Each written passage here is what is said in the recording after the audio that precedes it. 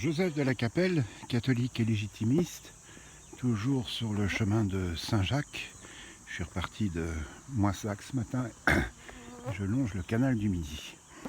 Voilà.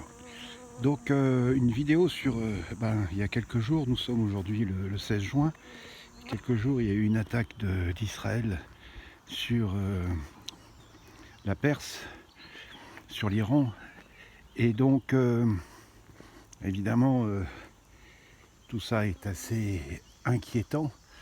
Donc moi je vais donner mon pauvre point de vue, et j'ai certainement tort, mais c'est vrai que on a vu aussi des scènes de liesse en Iran, parce que après les attaques, parce que les Iraniens en ont un peu marre aussi de ce régime.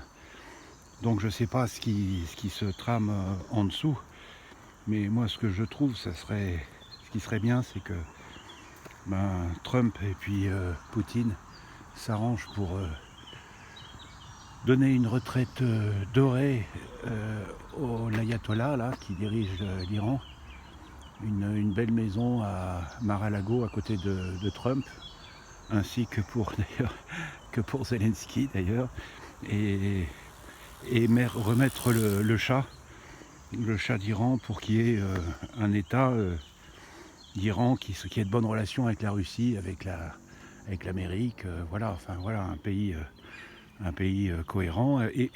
Enfin moi, donc en tant que chrétien, pour moi ce qui importe, c'est que les chrétiens puissent vivre tranquillement leur foi en Iran. Donc les catholiques, les orthodoxes, il doit y avoir aussi des catholiques orientaux, il doit y avoir... Enfin voilà, bref, voilà mon pauvre point de vue. Je pense pas que Israël se soit lancé dans un truc pareil sans qu'il y ait une arrière-pensée. Alors évidemment, les Américains officiellement sont pas impliqués, mais je pense qu'il y a des choses qui sont un peu réfléchies. Ça paraît un peu fou, parce que on dit que les Iraniens étaient prêts à avoir la bombe atomique, mais moi j'ai 63 ans, ça fait à peu près depuis le départ du Shah, on dit ça, que l'Iran est pratiquement à la bombe atomique, ce qui est un truc complètement idiot. Je rejoins pas complètement M.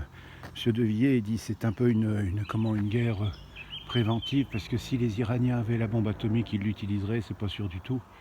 Là, je suis pas d'accord avec lui. Il faut bien l'écouter, hein, vendredi soir. Il a vraiment une analyse sur les 50 ans de politique de la France qui est très bonne. Il a une très bonne analyse, mais là-dessus, je le rejoins pas complètement. Surtout que l'Iran, comme elle est associée avec la Russie, elle peut avoir la bombe atomique en 5 minutes. Mais je pense que ça serait complètement fou, quoi.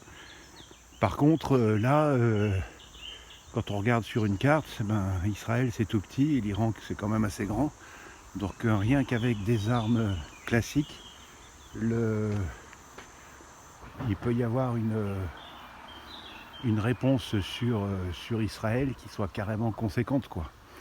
Donc voilà, moi je trouve que ça serait bien que l'ayatollah, on lui trouve à côté de Trump, là ça serait sympa, une maison à côté de Mar-a-Lago avec ses femmes et tout, et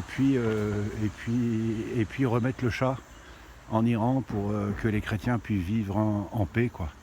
Et les chrétiens, puis les zoroastristes aussi, il y a des gens comme ça, enfin bref, mais surtout que les chrétiens puissent vivre en paix en Iran. Je me demande si en arrière-fond il n'y a pas quelque chose comme ça. C'est là où je rejoins pas tellement la politique russe. Ils disent qu'il faut, ils disent qu'on ne peut pas faire de l'ingérence dans les pays, mais moi quand même il y a une ingérence une gérance que je trouve bien, c'est quand même de permettre aux chrétiens de vivre en paix dans chaque pays du monde, quoi. Voilà mon pauvre point de vue, j'ai certainement tort.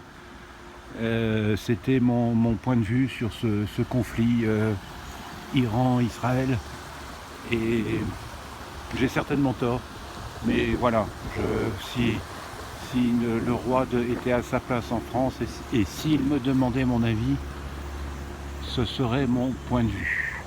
A très bientôt à tous, que Dieu vous garde, Notre-Dame de Boulogne, Notre-Dame d'Iran, Notre-Dame de Terre Sainte, priez pour nous.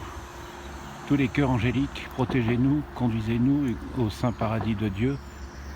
Et tous les saints et les saintes du paradis et du purgatoire, priez pour nous. À très bientôt à tous. Deus et Rex.